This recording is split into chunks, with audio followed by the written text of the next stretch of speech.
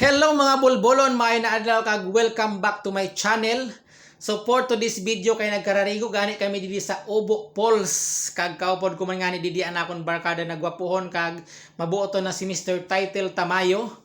Kag amo ngani didi mga bulbolon an hitsura san Obo Falls didi sa bayan San Aroroy. So may mga kaupod man ngani kami didi na mga magagandang dilag. So ada po sinda ho. Hi, hello, shout out sa inyo. Enjoy lang kayo sa pagkararigo.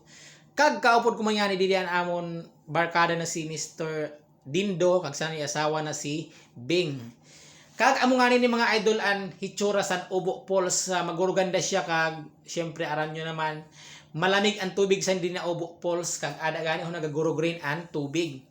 So kung bago ka pa lang ngani sa akong channel ay ayaw kalimuti mag-follow kag mag-subscribe kag paki-share na rin sa akong video. Kag kung dili ka pa nakaabot sa nina Obo Falls na no pang ginahulat mo magkadi na kamo kaupod ang inyong mga barkada.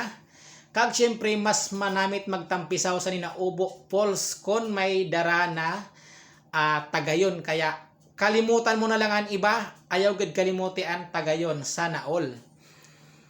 Kag ada gani ho mga idol, grabe gani na akong tampisaw sa na time kay aram nyo naman na 2 years ako nawara nakaabot sa nina Obo Falls kaya sinulit ko ang pagtampisaw sa nina tubig kay manamit-namit magkarigo kay maturutugnaw ang tubig.